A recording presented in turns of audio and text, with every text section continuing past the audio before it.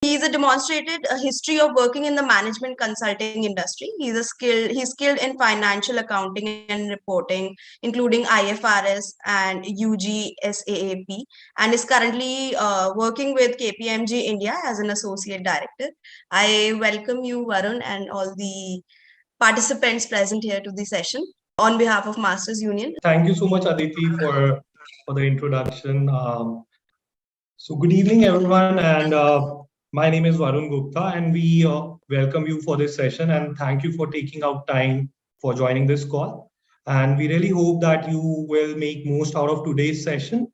And apart from that, we also look forward to seeing each one of you at the Applied Finance course, where we at KPMG, along with Masters Union, as their academic partners, are really committed to provide you with some of the practical insights, related to finance based on our experiences and our client dealings over the years. We really, strongly believe that this will prepare you to handle the challenges and situations in a better way when you start your professional journeys, maybe, after a few years from now. So with that, I'll just, I think I'll just skip my introduction. I think Aditi has already done that part. So I would just add that, I expertise into financial reporting solutions and technical accounting advisory. That's what I do for a living. And I particularly, I expertise into some of the complex accounting, some of the complex transactions when it comes to accounting, particularly related to business combinations and share-based payments. And now I've been, associated with KPMG for more than 8 years now. So I think without further ado, let's start with today's topic. And before we go into what storytelling in finance means, I really think that it's important to understand what storytelling is. Like, if just remove the finance part from it, I think before that, it's really important that we understand, what is the power of storytelling and how it can really impact, us and the people around us. And, believe me that it's not a new concept. So storytelling has been a, very basic form of communication. And I would say that it was being used from generations and generations. So it's nothing new. And if you ask me, everyone is a storyteller from birth.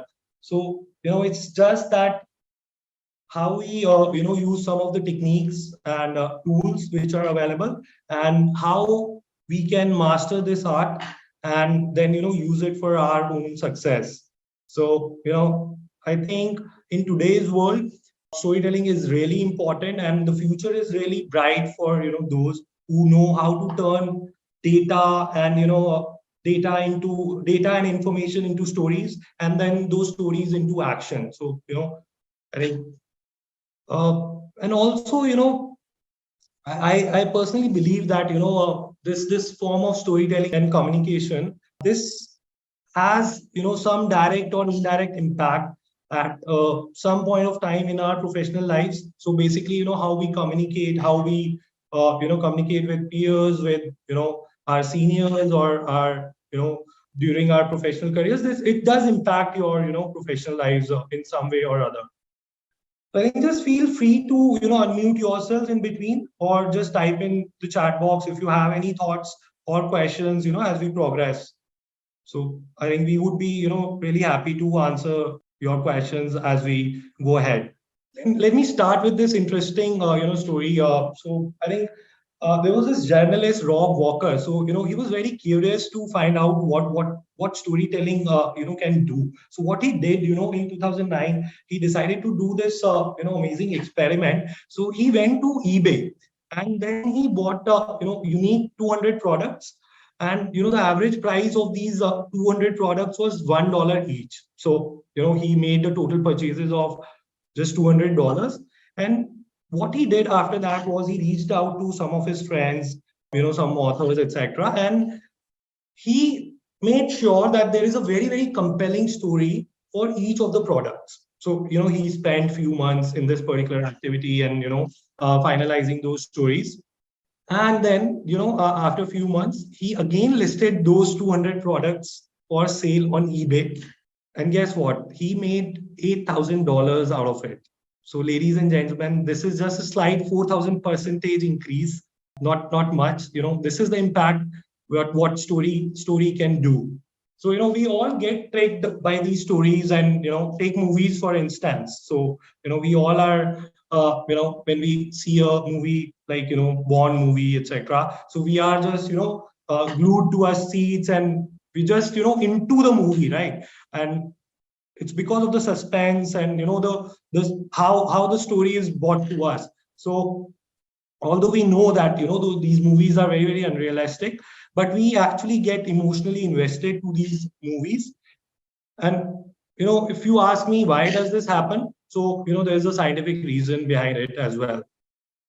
So that it all depends on hormones, etc. So a good story can release a lot of hormones like dopamine, oxytocin, all those things which actually makes you connected to the story, makes you your memory, etc., and you just invested emotionally. So versus if it's not a good movie, so you will feel irritated, you'll be critic about it, and you really don't want to spend that time, right? So that's what the difference between a good story and a bad story is. So a good story will definitely release those hormones and into our body, which will make us to focus more, give more of our attention, and it will give us that motivation. So take Apple for example. So I'm sure that most of you would have watched Apple's launch events, right? So there's this fantastic and very famous event which happened in 2007. That was the first launch of iPhone by Steve Jobs. And I don't know whether you've seen it or not, but guys, if you have not seen that, just go back and go to the YouTube and find out that particular launch of iPhone in 2007 by Steve Jobs. And so these guys have been doing it over the years, and honestly, they're not selling the product, they are selling the stories. If you look at the Apple's launch every year, people are people look forward to those events. I don't think apart from Apple, like all other brands have a that kind of impact in the market as Apple. Of course, their presentations, etc., would have got flashier by the years, but their story is exactly the same. So they make you believe of their product. So that's what the story is. So I think with that, Aditi, I would request you to put on our presentation for today. I think somebody has said story influence people, customers, right? Yeah, that's exactly right, Jaya. So you would need to tell stories, etc., to a lot of people, your customers, your peers, lenders, etc. So we'll talk about all those things, when we proceed, to next slides. So what we are covering for today is, why storytelling is important. I've already covered, some part of it. Try to cover that by now, and then we'll also speak about, who are like, if we come to a financial part of it. So who are the various users of your financial stories, and who are the real stakeholders who are looking into those data and your financial statements and numbers, etc. And what stories do your financial statements reveal? So we'll also speak about that. And then what are the examples where you being as a finance professional would be required to tell these stories. So we will talk about few areas where any finance professional is required to do this. And I think we'll close with one slide, which I think is a very very powerful slide, and which talks about a 5-step guide to how we can do a very very effective storytelling. So again, why storytelling is important. As I said, it engages the audience. So it actually it creates an interest, and it draws your attention, and there is a curiosity to know that what's going to happen next. It also makes emotional connect with the audience. Whenever somebody is telling you a story, I think subconsciously we are trying to connect it with our own story, so that therefore we get emotionally invested to these. And then the third point which you see on the slide here, what story can do, they can actually simplify the complex information and present that complex information into simplified graphs, etc., numbers, etc., which are easy to understand and which are relatable for your audience. And I think the last point, on the slide, I think you all will, agree with me on this. I think in today's world, the attention span has really reduced, and it's because of the technology. Of course, if you go back, 10, 15, 20 years back, there were no Instagram, all those, social media, etc. So, because of these things, the attention span of people have really reduced. So, if it's not a good story, no one is going to, listen. And again, as I said in the beginning, it's going to have those, bad hormones, which will make you feel even more irritated, rather than, being attached to the story. So, what we suggest is you should really pass on the important message in first 15, 20 minutes of any presentation and engage and, pass on the key message, right up front. So that's how, a good story is run. I think this slide only talks about three different types of learners. So there are people who learn by visual, when they see things, and there are people who learn by listening. So these are called visual and auditory listeners. But there's this third category of people who are called kinesthetic learners who learn by application. So storytelling is obviously important. It's easier for people who fall in first two categories, but a good story that also works on somebody who learns by application, because they will, then relate to that and they'll draw those analogies based on their own experiences. So again, the people who learn by application, they also, relate it to their own experiences, and they, it also helps them. So I think with that, on next slide, you will see, some of the stakeholders who constantly look out after information in your financial statements, and they are the biggest critic of what story is your financial statement or your financials are telling, or your annual reports are telling. So take investors for example. Believe me, if there's a new investor coming in, they will do all the due diligence, and they will make sure that they go into very the details, and they will probably open all the books of accounts, all those things. So they are really interested in the information that the financial statements are actually telling, and how you spend your money, where you spending that money, how you're performing. Are you performing well enough as compared to your competitors? So all those questions, I think any investor would have before they actually invest in a company. So I think investors is a easy pick there. Take lenders for example. So if you go to the market and you want some money, you want a loan. So I think as part of any loan application, I think financial statements, annual report, all these things play a major role. They will make, I think, to be honest, they will be the most what I don't know what should I say, but I think out of all the documents of your loan application, the financial statements would be the heaviest one.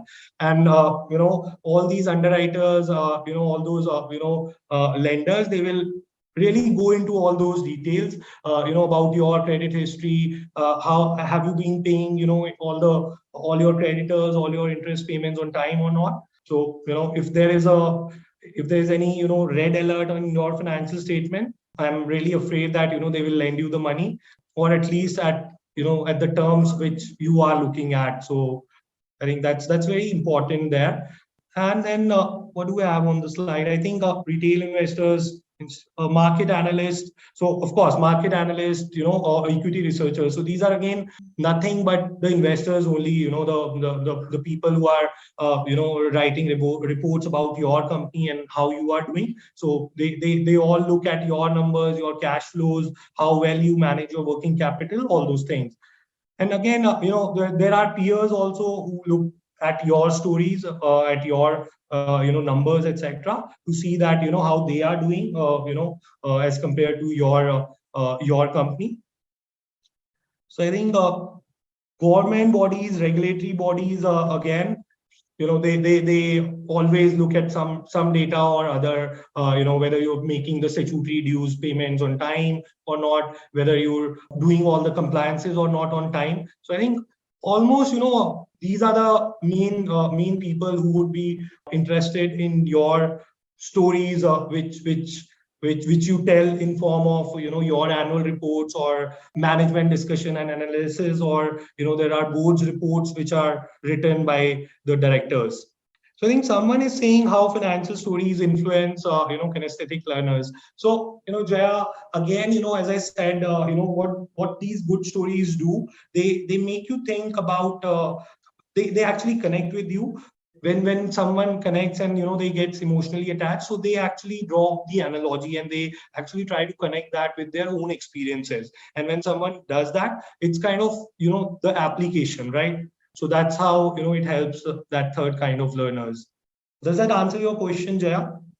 Once more. Okay. So what I'm trying to say here is, when you present, instead of just giving out the numbers, or, just presenting, XYZ numbers on spreadsheets, on PowerPoint, when you actually present them in way of a story, and we'll come to, how you do that in finance, right? So you obviously define a problem, then you tell how you are different and all those things. And once you do that, someone else would relate to that. And when they relate and when they get connected to that story, they, draw analogies, and then they, relate it to their own experiences. So that's how, they are also applying something in their minds. That's what we mean by application. So I hope, that is clear, by now. Great. So again, as I said, your financial statements and your annual reports, there are a lot of things, which different stakeholders are trying to, find out from them. So, what we thought, we've just tried to put, few indicative stories which any financial statements reveal.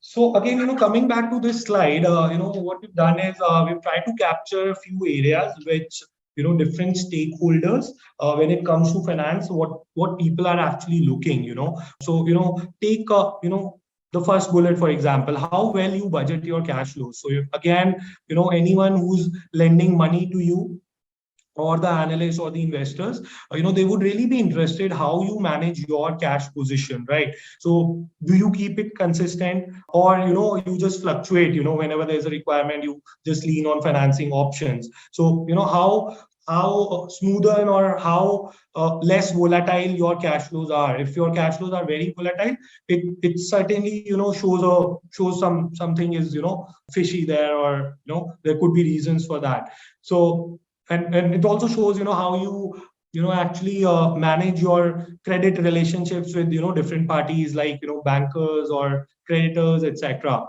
Other thing which any cash flow or a financial statement will tell is, how you manage your working capital, right? So are you keeping too much of working capital? So, of course, if you're doing that, it's not good for business, right? Then you're not earning right rate of return. And, on the other hand, if you are keeping it too low, there could be, risks of you running out on, working capital, right? And, less of reserves. So I think there has to be a balance to it.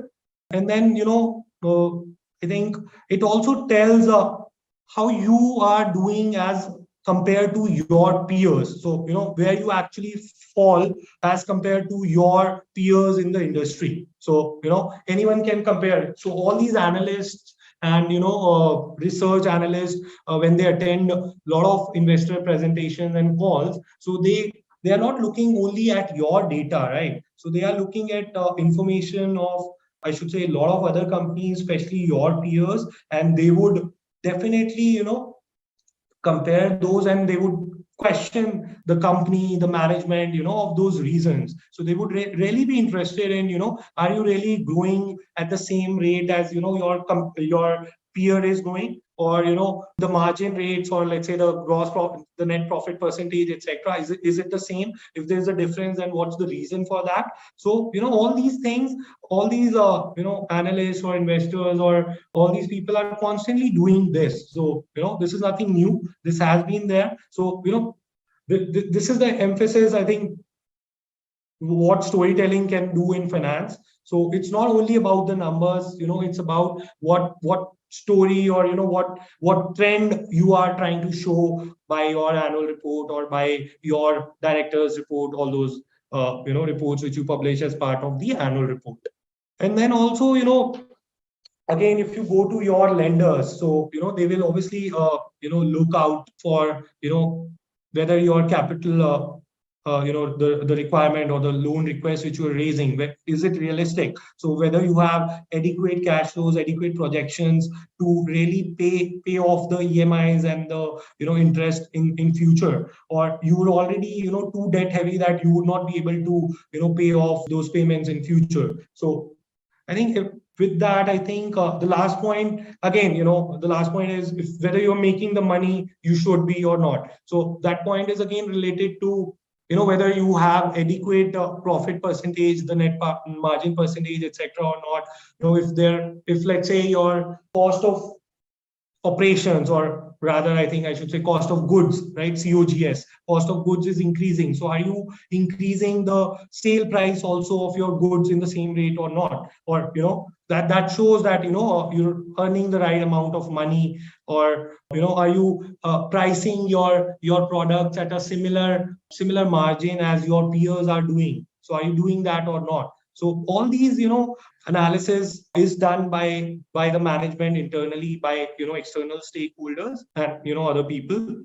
So I think before I move to the next slide, I like to take a brief pause here. If there are any questions, please feel free to type in the chat.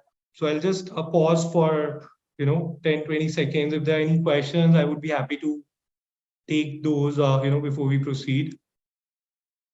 So I think someone says, if I want to get placed on the same, how can I get connected to my recruiter to show my skill on the same? So I assume that your question is around the skill for storytelling. Is that right? And if that is the case, believe me, all the interviewers, they are not only looking for, your technical skills, but they are also looking, on the way how you communicate and how you present. Do you actually, think before you speak? Do you make a reasonable, do you reasonably conclude an argument, or how do you really respond? And that actually shows your communication skills, and learn, or do a good storytelling, right? How do pricing analysts work? So Lakshay, again, by pricing analyst, I think it's a tough one, but there are different types of analysts. I think pricing analysts are more relevant when someone is going public, and how do you actually price your stock, right? What should be the right price at which you should offer your securities in the market, right? So all those things, I mean, your solvency, your liquidity, your financial health of your company, all those things determine that. And honestly, not only financial things, there are a lot of other non-financial things, like what standards of corporate governance your company follow. So if you do all the compliances in a very good way, that shows the kind of trust which public can have, and that has a very, very good impact on pricing. And again, there are a lot of other things. I'm sure you guys would have heard about ESG, which is environment, social, and governance. So all these things play a very, very vital role in all those analysis, like pricing analysis, or other things apart from finance. Product service pricing, like how do I decide if the product has price X is the right market fit?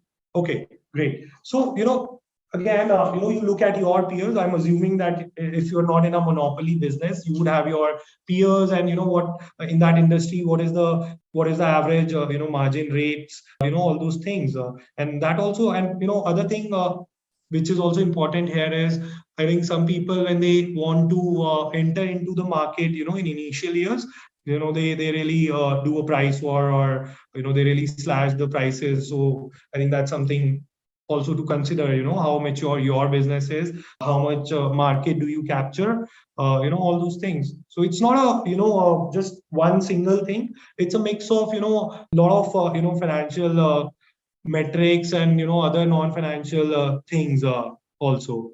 What all financial companies should I go before applying for job in this recession of 2020, what would be your suggestion?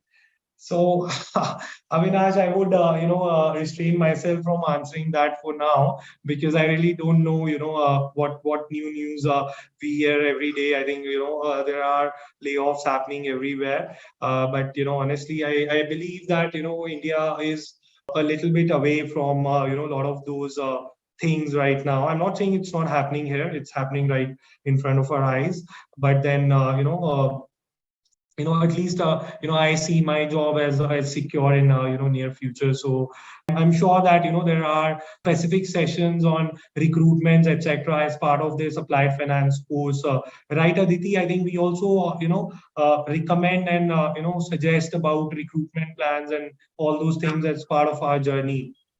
Yes, the placement assistance team definitely helps around with that. Correct.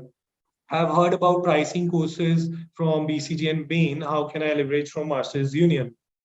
So Lakshya, again, I said in the beginning, this applied finance course, we are the academic partners with Masters Union, and we really, try to bring in real practical insights based on our experience. And, we have specialized teams of people who have, experience of as many as 30 years. We have a lot of people, as part of these courses, which bring all these challenges, and we try to make these sessions very very interactive and practical. So this could really help you when you step out for your journeys. So again, these are few areas where if you are entering into finance, and being a finance professional at some point of time in your careers, maybe not in the initial years, but once you spend few years with your organization, right?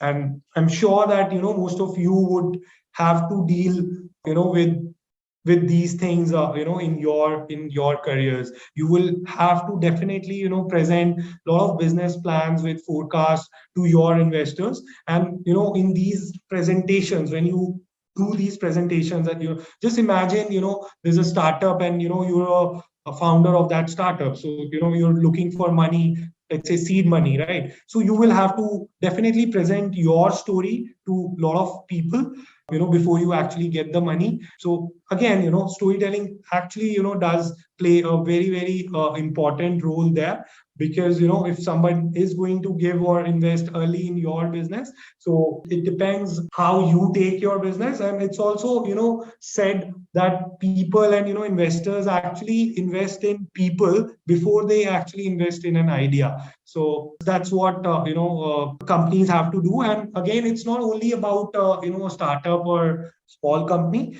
but let's say if even a big company who's going for a IPO, or they're thinking to go public, so they will have to file a prospectus, and as part of that prospectus, they will have to kind of tell a equity story, or how they look at their business, what are their plans in future, what they have done in past, where do they see themselves, and their I think information about their competitors, how they are better placed, as compared to their competitors. So all these things are part of some section which is called management discussion and analysis. It's in short it's called MDNA. MDNA, it's a industry term which we use. So that particular section is part of a any filing which is done either in India, or in US, or any regulatory, or any stock exchange. So you will have to present your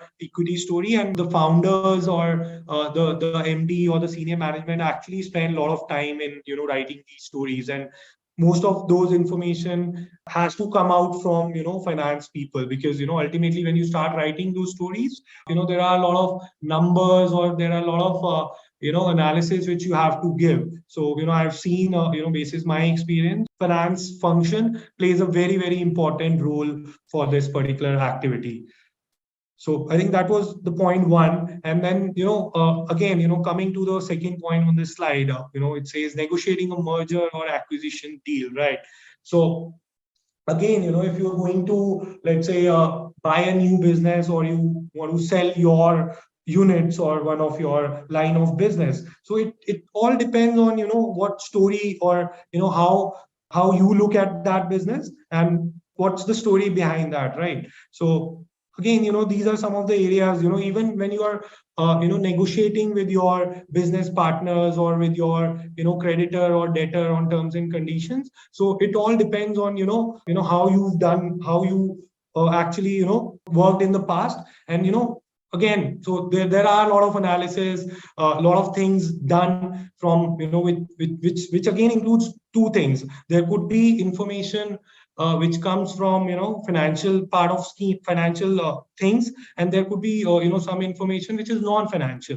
And again, both these things, financial and non-financial, have to be stitched together in order to be in order to present a good story for any particular business.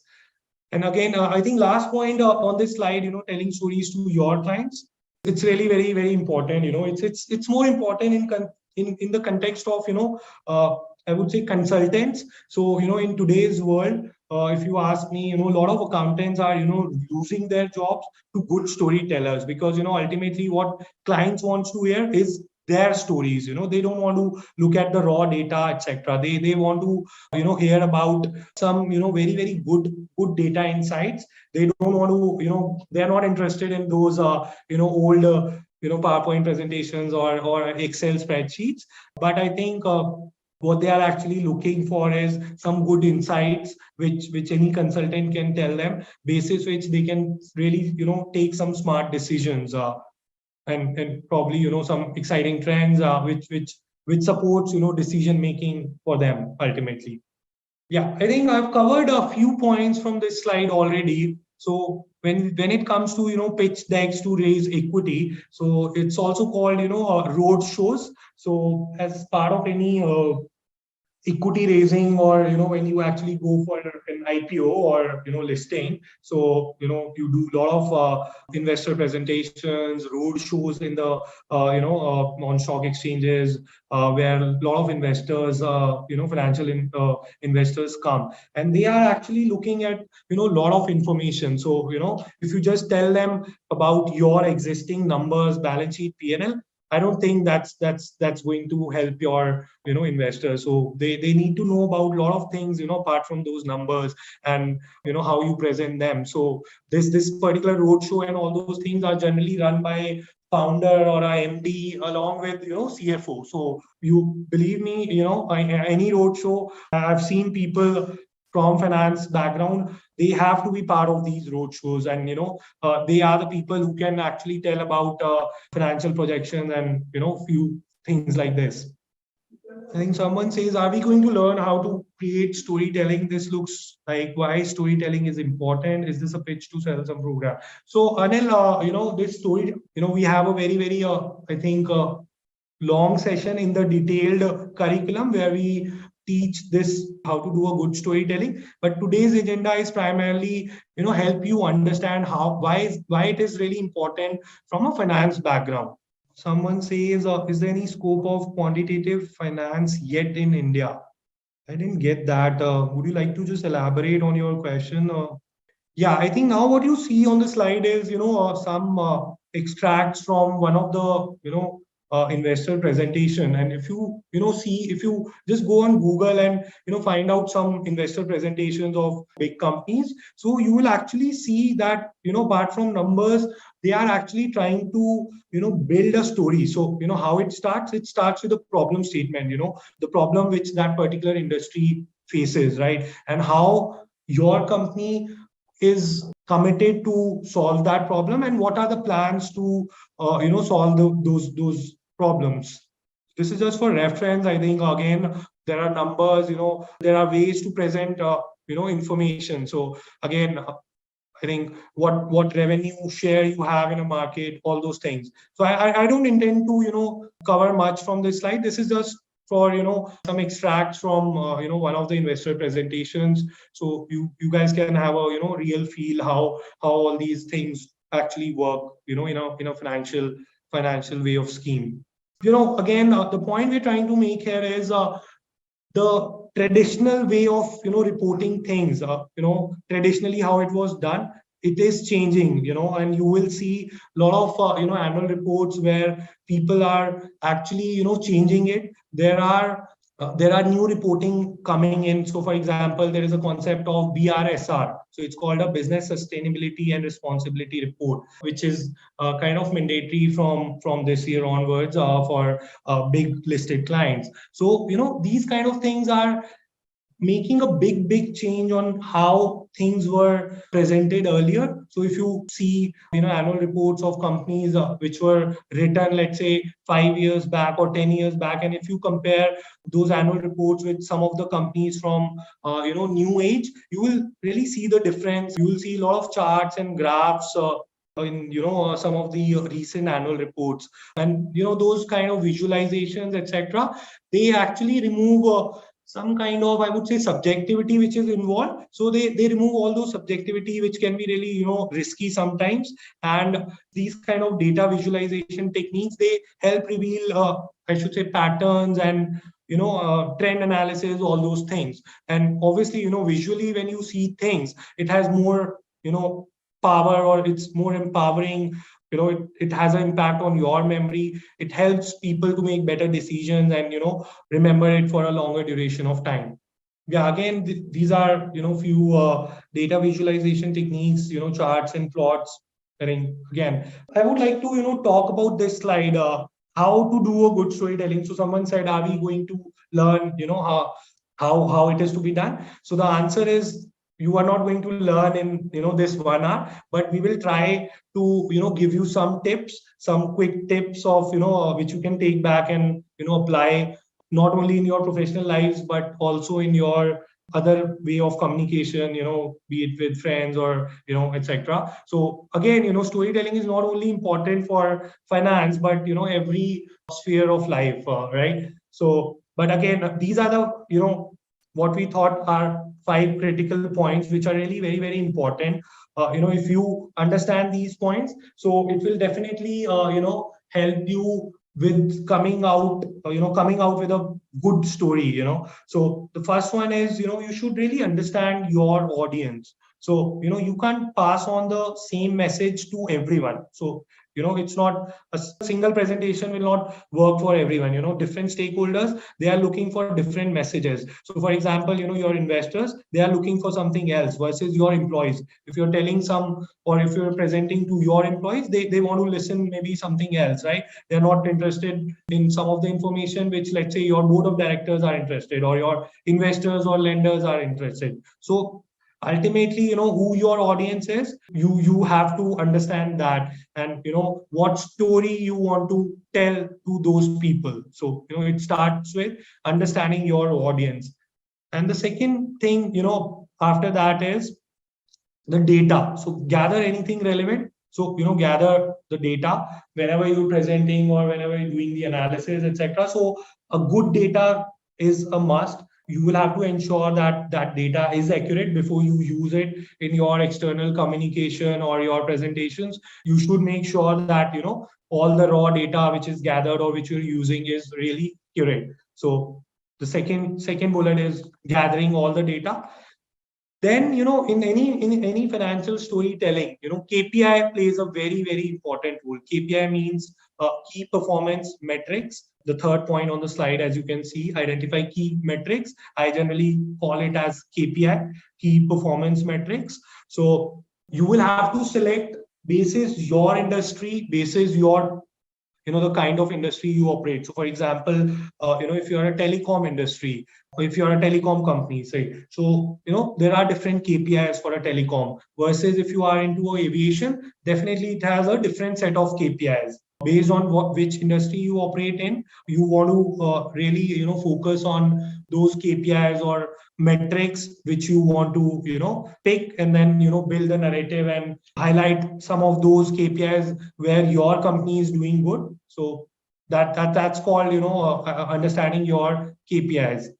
And then the next step is, I think someone has said aviations are different KPIs like. Okay, so in aviation, there could be a lot of KPIs. For example, I think what's the average, revenue per ticket. So let's say they basis my limited experience of working with aviation companies. I think they very, very closely, monitor their revenue basis the segment. So for example, just to take a hypothetical example, if I talk about Delhi, Mumbai route, right? So this is called a segment for an aviation company. So they would, monitor that KPI. So what's the average revenue per segment, right? For them, or other KPI could be what's the show no show, right? How many, let's say if 100 passengers are booking tickets, so how many actually show, I mean cancel those tickets, or how many of them don't turn up. So there are different KPIs every industry has. And there would be obviously some KPIs which are common and generic. So those are obviously the general KPIs, but every industry has certain set of specific and unique KPIs which are called industry specific metrics. So with that, I think moving to the next point, which is related to acing the analysis. So again, this point is really very, very important. Once you gather all the data, your audience, right? You've come out with all the KPIs. Then the important part is how you bring all of this together and present in a way that it adds value. And ultimately you should be mindful of the fact that your story, or your presentation should be based out of what the data tells, right? Instead of what you want it to say. So what your data is telling, you should actually present, or do the storytelling in that way, instead of being it vice versa. So I think that's very, very important. And then of course the last point is whenever you're doing these kind of storytelling, so you should also focus on the presentation, right? So again, as we said, those data visualization techniques, there are newer techniques available at in today's world. So all those kind of powerful charts or display tools, apart from spreadsheets, etc. So you should be mindful and spend some time on your presentation, the data visualization technique, so it's presented in a better way. And I think the last point is always be energetic and be passionate about what you do when it comes to work. So just be passionate and be energetic. If you are passionate about anything, so that's the way to kill it. And I think you would be good at any storytelling. So I think with that, I will take a pause here, and that brings me, to the end of the slide. I think with that, we would like to, open it for questions. So someone is asking, are KPIs only related to revenue-based metrics? No, it's not true. Again, KPIs are bifurcated into two things, which are called financial KPIs and non-financial KPIs. So anything which is driven from finance, your financial statements, your balance sheet, your P&L, those are called financial KPIs.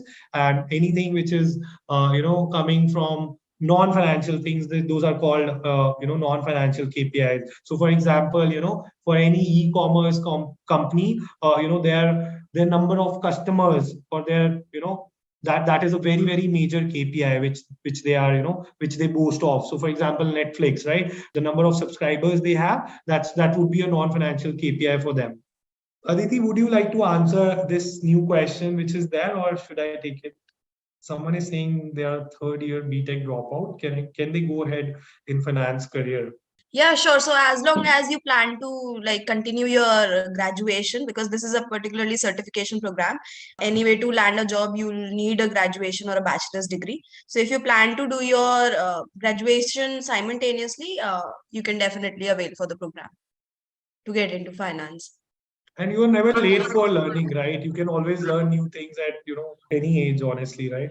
Exactly. Obviously, it's easier to say than getting it done, but yeah, that's what people say, I guess. For the fees related queries, what I can do is, I do not remember it like exactly, but I can put the link to the particular course in the chat box, where all the information related to the fees, the curriculum of the particular course, and the mentors and everything is stated there. So you can definitely go through it in detail to make a decision around your. So you're going to give them a link here so they can go to that link, right, Aditi? Yes, yes, it will Okay. have the fees listed as well. Great.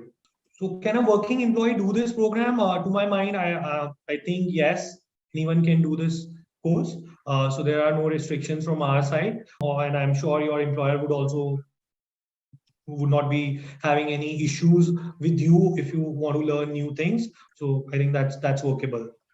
This particular course is actually designed as per the needs of a working individual. So since we have our classes on the weekends, that is on Saturday and Sunday, so that anybody who's a working professional can benefit from the course. So yes, and there is no age criteria. So I think somebody asked around it. There's no age criteria around the admissions. I think someone is checking for the timings, Aditi. Probably you would have to answer that for me about the timings. So it is usually 10 to 1 on Saturdays and Sundays both. So 10 to 1 on Saturdays and Sundays both. And somebody was also asking about the placements. So we do provide placement assistance. So we like have a wonderful placement team in place. Like they have great connects, and you must have already read about the Masters Union flagship program placements, which is like the average CTC has been 29 lakhs last year. So that is about the MBA program that we have. But even for the applied finance, we have like a good placement team in place, and we do assist around placements.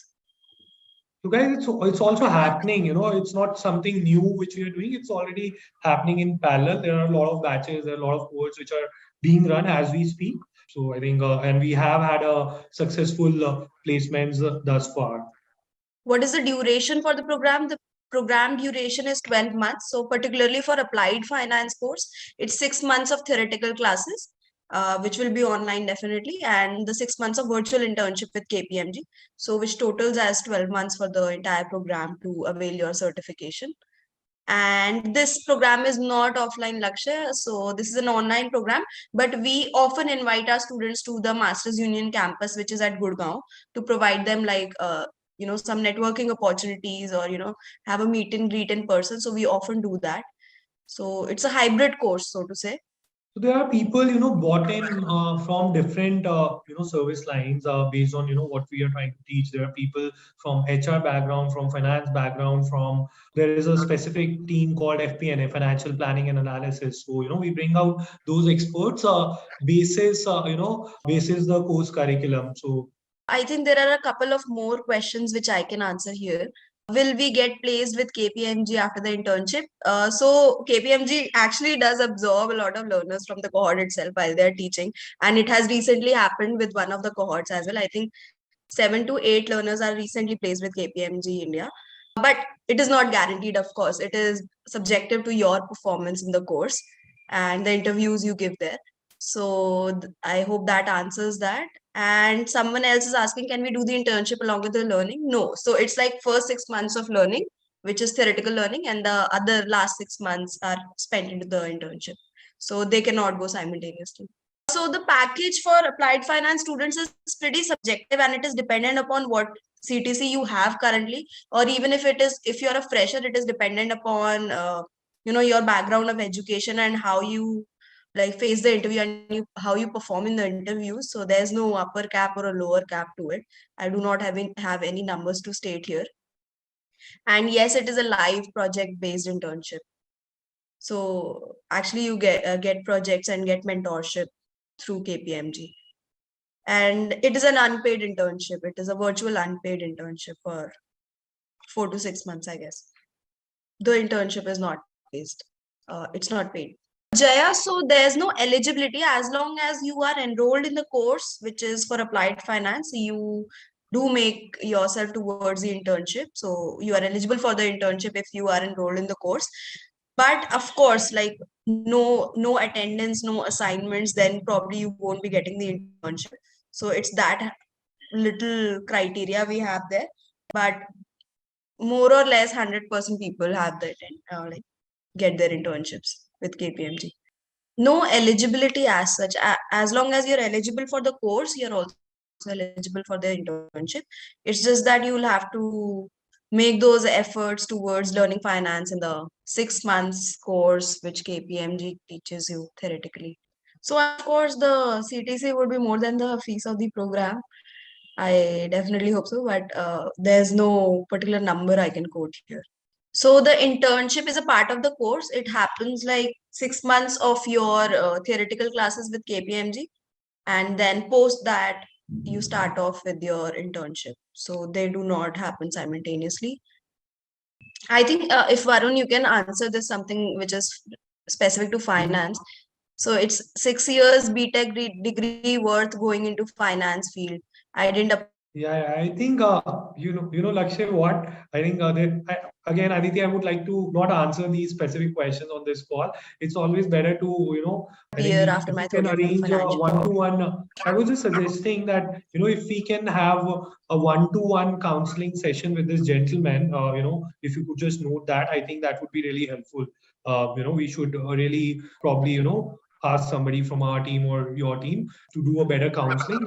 Even if he's not joining this course, I'm assuming if he is, definitely we are going to counsel him for upcoming few months. But let's do that, I think, offline. I think it's really better, because I don't want to answer if we are doing it specifically, let's do it in a proper way. So Lakshay, I think you can mail us to appliedfinance@mastersunion.org, and then probably we'll see how we can counsel you We can around that. arrange a session with some of the counseling experts. I think that's the best way to do it. Yeah. Sure. So the email to go by would be appliedfinance@mastersunion.org. Evaluation, yes, we do take exams. Like we do plan to have exams and some sort of evaluation, but that is not something which limits you to not pursue the next semester, or something which happens in our schools and colleges. So there's no pass fail system, but yeah, evaluation is definitely there, and you do get some sort of feedback and areas of improvements which is beneficial for yourself. No, internship is not full time. So even if you are working or doing some full time role, you're involved in a full time role, you can still do the internship, because the internship happens like it is usually basically you won't be overloaded with work. It would be the amount of work that suits your weekend time schedule. So you'll be able to spend your weekends on the internship and simultaneously manage your full time role as well. Yes, yes. I think Jaya Lakshmi, you can definitely enroll for this particular certification along with your post graduation. This would make an excellent combination in terms of you're also, you're simultaneously doing your studies, and you'll get enough opportunities as well going forward with the placements team. So that combination would be perfect to go by. So I am not sure if contact number is something which I'll be able to provide, but the email ID, which the functional email ID which we use, I can share that with you. I think someone is also asking for the LinkedIn's profile. I think you can just search on LinkedIn by my name, Varun Gupta, KPMG. I think you would find not. I'm sure Varun Gupta is a very common name. Probably you would find a lot of Varun Guptas. But honestly, you can just filter out. You will get me easily there. So I'm associate director. You can just look out for the designation. It's associate director with KPMG. So we can close the session on this positive note. I think we have answered all the queries here. Thank you so much, Varun, for addressing the session. And I think the storytelling part really impressed all of us here from you. Thank you so much for the session. Thank Thank you you, everyone everyone. for Thank you, attending. Aditi. Thank you so much.